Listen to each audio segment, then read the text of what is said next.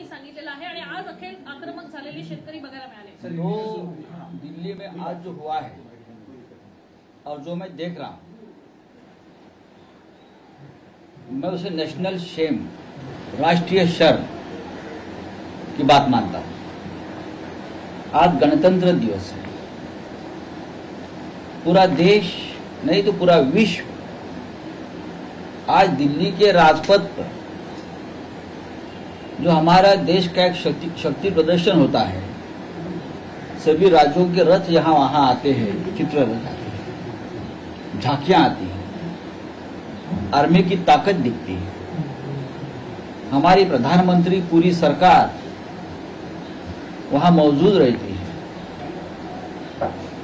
लेकिन सुबह हमने चित्र देखा था ये, लेकिन दोपहर के बाद पूरे विश्व ने दिल्ली के सड़क पर जो नजारा देखा है,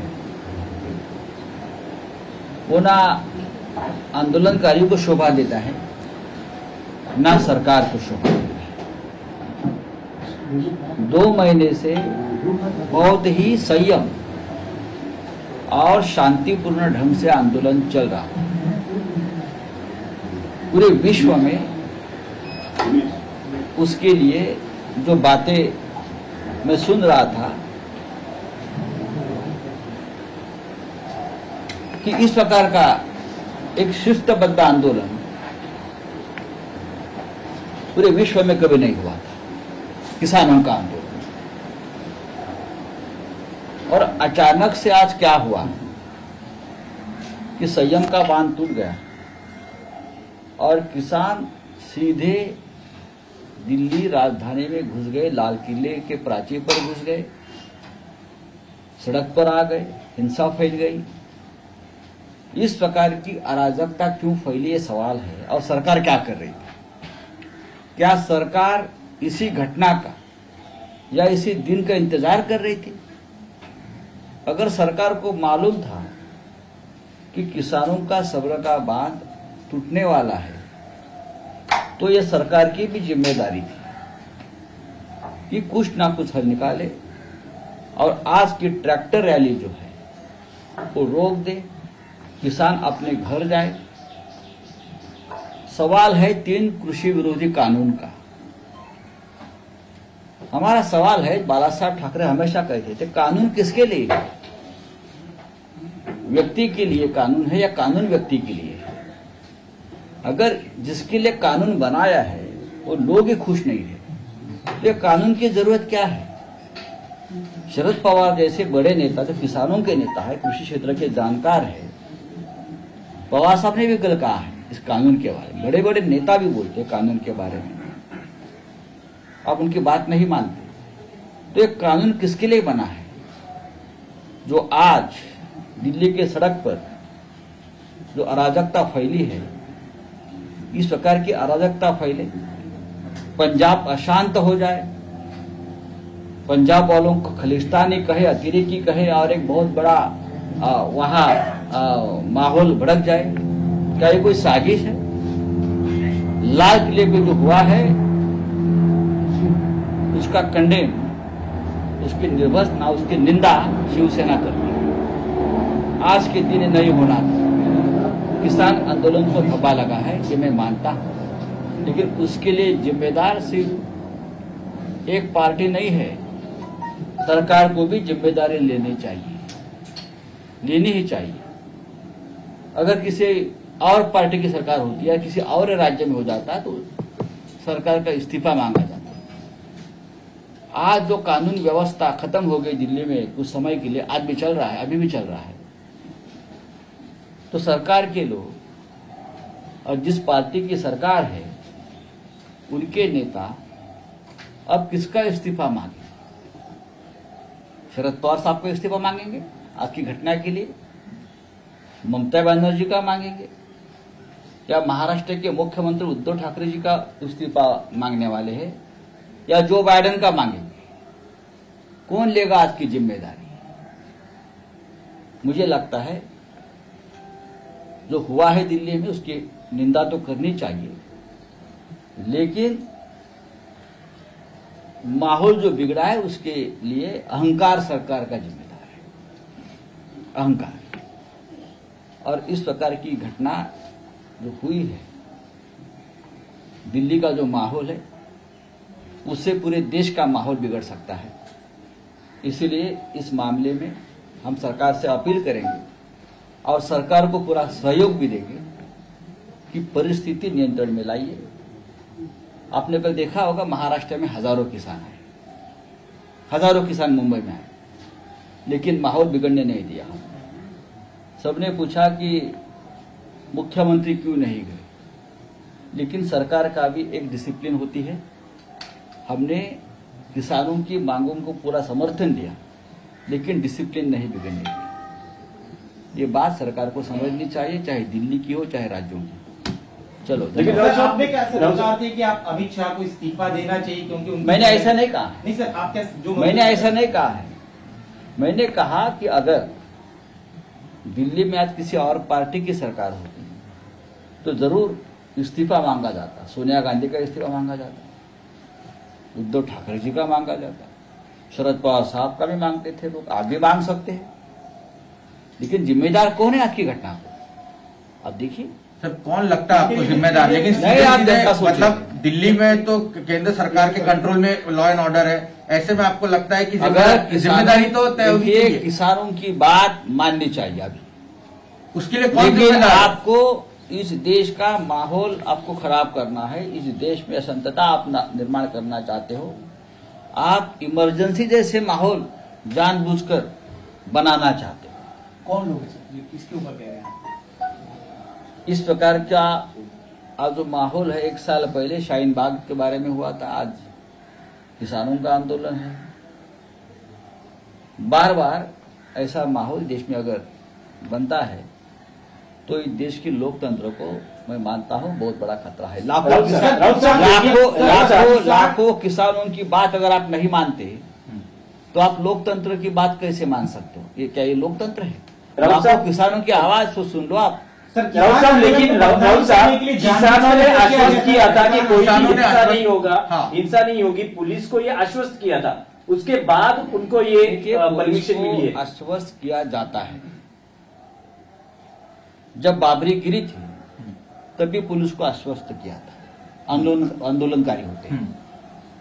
जब अयोध्या में बाबरी गिरी थी, आपको मालूम होगा, तब भी हम सभी ने पुलिस को आश्वस्त किया था। वहां भी इंटेलिजेंस का फेलियर था और यहां भी इंटेलिजेंस का फेलियर है। नहीं, लेकिन सर, इंटेलिजेंस तो होम डिपार्टमेंट के पास आता है। आपको क्या लगता है? इंटेलिजेंस होम डिपार्टमेंट के पास आता है। आपको नहीं लगता कि जिम्मेदारी तय होनी चाहिए? मैं ये नहीं आप नाम क्यों ले रहे हैं? राउत साहब, पुलिस के साथ या सरकार के साथ धोखा हुआ, ऐसे नहीं लगता? किसान अगर आश्वस्त करते हैं उसके बाद मैं भी यही कहता हूं कि सरकार को अगर आश्वस्त किया था तो किसान नेता जो है उसने अपना जो शब्द है वो मेंटेन करना चाहिए था।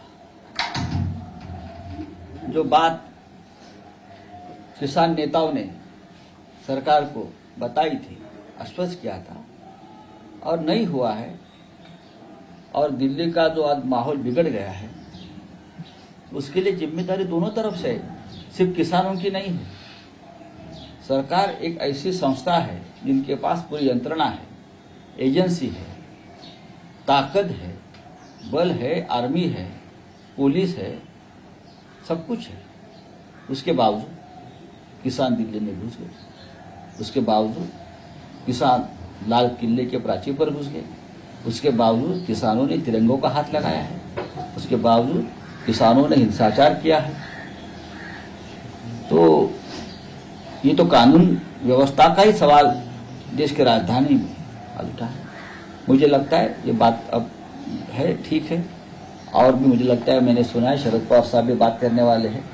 लेकिन राउत साहब, अब शिवसेना इन किसानों के साथ है इस आंदोलन के बाद या नहीं? जो आपका समर्थन है? बात ऐसी है, शिवसेना किसानों की जो मांग है, जो मांगे है, जो आंदोलन है, शांतिपूर्ण ढंग से चल रहा था, उसके साथ हमेशा थी और रहेगी। लेकिन आज की घटना का हमने निंदा भी की है। आज की घटना देश के राजधानी में जो हुई है उसका समर्थन कोई नहीं करेगा। किसानों के जो संगठन है उसने भी उसकी निंदा की है और करनी भी चाहिए। आज का दिन जो है वो देश का गौरव का दिन है। आज के दिन हमें संविधान मिला है और हमारे सामने लाल किले पर उस संविधान की हमारे आंखों से अगर हम धज्जियां उड़ते हुए देखते हैं तो ये बहुत ही दुखद और वेदनादायक घटना है। और खास करके जवान और किसान जो इस देश के प्रमुख स्तंभ है, हमारे आधार है, वो इस प्रकार के अगर अस्वस्थ हो गए तो ये देश कैसे आगे जाएगा।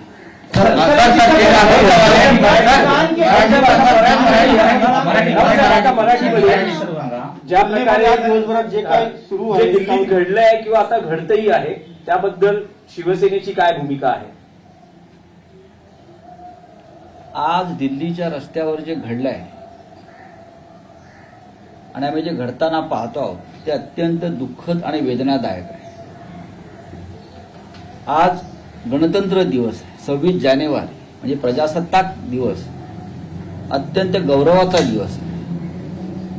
आज सकाळी आम्ही राजपथावर आपल्या देशाचं शक्ती प्रदर्शन पाहत होतो, राज्यांचे चित्र पाहत होतो, आमच्या संरक्षण दलाची शक्ती ताकद पाहत होतो, संपूर्ण जग हे पाहत होतं। आणि लगेच दुपारनंतर दिल्लीच्या रस्त्यावर अगदी लाल किल्ल्यापर्यंत एक वेगळंच चित्र दिसलं। आंदोलक शेतकरी जे 60 दिवसापासून सिंधू बॉर्डरवरती बसले आहेत ते ट्रॅक्टरसह आतमध्ये घुसले, लाल किल्ल्यापर्यंत गेले, त्यानं जो गोंधळ घातला, जे अराजक माजवलं, त्याला शब्द नाहीत वर्णन करायला। राष्ट्रीय शर्म ज्याला आपण म्हणतो, लाजिरवाणी गोष्ट आहे सगळ्यांसाठी। तिरंग्याला सुद्धा हात लावण्यात आला। शेतकऱ्यांकडून ही अपेक्षा नव्हती, आंदोलक शेतकऱ्यांकडून। त्यांनी सरकारला शब्द दिला होता, आम्ही शांततापूर्ण पद्धतीने आंदोलन करू। गेल्या 2 महिन्यापासून दिल्लीच्या सीमेवर जे शेतकरी शांतपणे आंदोलन करत होते त्यांचा संयम का तुटला, संयमाचा बांध का तुटला, ते हिंसक का झाले, लाल किल्ल्यावरती का घुसले, याला नक्की जबाबदार कोण आहे, कायदा सुव्यवस्था दिल्लीतली का ढासळून पडली, का कोसळली, हा सुद्धा चिंतेचा विषय आहे। मला असं वाटतं सरकारनं सुद्धा आत्मचिंतन केलं पाहिजे। फक्त अहंकाराच्या पोटी, अहंकार जपण्यासाठी अशा प्रकारे शेतकऱ्यांच्या भावना समजून न घेता, त्यांच्या मागण्या समजून न घेता जर 2 महिने ही चर्चा चालू ठेवणं, चर्चेचे गुऱ्हाळ चालू ठेवणं, त्यातून हा संयमाचा बांध जर तुटला असला तरी सुद्धा या घटनेचं समर्थन करता येणार नाही। त्याची निंदा ही व्हायलाच पाहिजे। राष्ट्राला शिस्त पाहिजे, राज्यालाही शिस्त हवी। महाराष्ट्रात सुद्धा काल दिल्लीतल्या शेतकऱ्यांना पाठिंबा देण्यासाठी हजारो शेतकरी मुंबईत आले। अत्यंत शांततापूर्ण पद्धतीनं सरकारने त्याचं नियोजन केलेलं आहे। राज्याचे मुख्यमंत्री का गेले नाहीत असा प्रश्न विचारला, पण त्यामागचं कारण शिस्त बिघडू नये हेच होतं। पाठिंबा जरूर आहे आमचा आंदोलनाला, पण देशाची सुरक्षा, सुव्यवस्था याची किंमत देऊन कोणती आंदोलनं होऊ नयेत, ही आमच्या सगळ्यांची भूमिका आहे, पक्षाची, शिवसेनेची। दिल्लीच्या आंदोलनानं आजच्या दिवसाला डाग लागलेला आहे, हे मान्य केलं पाहिजे। पण आता ह्याची जबाबदारी कोणी घ्यायची? जर केंद्रामध्ये दुसरं एखाद्या पक्षाचं सरकार असतं तर आज राजीनामा मागितला गेला असता, सोनिया गांधींचा, राहुल गांधींचा, शरद पवारांचा। आता उद्धव ठाकरेंचा मागतील, ममता बॅनर्जीचा मागतील, जो बायडेनचाही मागतील। पण शेवटी हे का घडलं, कोणामुळे घडलं, कोण अपयशी ठरलं, याचा विचार या देशाची सुज्ञ जनता केल्याशिवाय राहणार नाही। काल तुम्ही आता म्हटलं की आणीबाणीसारखी परिस्थिती मुद्दाम म्हणून निर्माण केली जाते। एक इथे विषय तुम्ही समजून घेतला पाहिजे की 3 कृषी कायदे आहेत। सरकार त्यांच्या भूमिकेला हट्टानं चिटकून बसलं। सरकारचं म्हणणं आहे त्या कायद्यामध्ये शेतकऱ्याच्या हिताचा विचार आहे, पण शेतकरी ते मानायला तयार नाही. ज्यांच्यासाठी हा कायदा केला तेच मानायला तयार नाही. शिवसेना प्रमुख बाळासाहेब ठाकरे हे नेहमी जाहीरपणे विचारायचे, कायदा नक्की कोणासाठी आहे? माणूस कायद्यासाठी आहे की कायदा माणसांसाठी आहे? हा एकदा विचार करा. जर त्या माणसाला कायदा नको असेल एखादा, तर त्या कायद्याचा उपयोग काय? हा कायदा फेकून दिला पाहिजे. सरकारने शेतकऱ्यांच्या भावना वेळीच समजून घेतल्या असत्या तर मला असं वाटतं आजचा दिवस हा आजचा काळा दिवस उगवला नसता. ज्या लाल किल्ल्यावरती अनेकदा क्रांतिकारकांचे खटले चालले, ज्या लाल किल्ल्यावरून स्वातंत्र्याचा झेंडा फडकला आमच्या, त्या लाल किल्ल्यावरती प्रजासत्ताक दिनी आज गोंधळ व्हावा तिरंग्याच्या साक्षीनं, याची वेदना जर सरकारला नसेल तर लोकशाहीला काय अर्थ राहिला? या देशातल्या लोकशाहीसमोर आज पुन्हा एकदा एक प्रश्नचिन्ह निर्माण झालेलं आहे. आणि मला असं वाटतं जर आम्ही आणीबाणीचा निषेध करणार असू आणि करत आहोत अनेक वर्ष, तर आजचा दिवस सुद्धा आणीबाणीपेक्षा वेगळा नाही.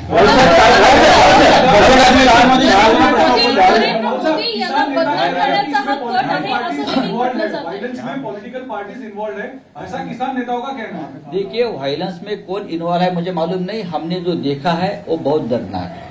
अगर कोई कहता है कि ये सरकार को बदनाम करने की कोशिश है, तो मेरा ये सवाल है, मेरे पार्टी का ये सवाल है कि अगर आपको लगता है कि अभी आपको इंफॉर्मेशन आई है क्या सरकार को बदनाम करने की कोशिश है, 2 महीने से किसान बहुत ही शांतिपूर्ण ढंग से अगर अपना आंदोलन करने बैठे हैं, अब तक तो कोई गलत काम उनसे नहीं हुआ है, तो आपकी जिम्मेदारी बनती है किसानों की भावना समझकर अगर आप 3 कृषि कानून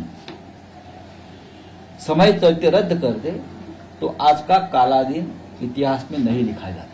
काल मुंबईत आंदोलन झालं, तुम्ही म्हणालात काल मुंबईत जे शिस्तीत आंदोलन झालं, पण आंदोलनकर्त्या शेतकऱ्यांची आणि राज्यपालांची भेट होऊ शकली नाही. एक गोंधळ निर्माण झाला मेसेजवरून. शेतकऱ्यांशी कोणत्याही परिस्थितीत संवाद साधायचा नाही, शेतकऱ्यांची माथी भडकवायची, शेतकऱ्यांचा आवाज ऐकायचा नाही, असं काही षडयंत्र या देशात रचलं गेलंय का ज्यातून संपूर्ण देशामध्ये वणवा भडकेल आणि त्याचा राजकीय फायदा तोट्याचा हिशोब केला जाईल, असं काही ठरतंय का? अशी आजच्या या घटनेनंतर मला शंका यायला लागली. धन्यवाद.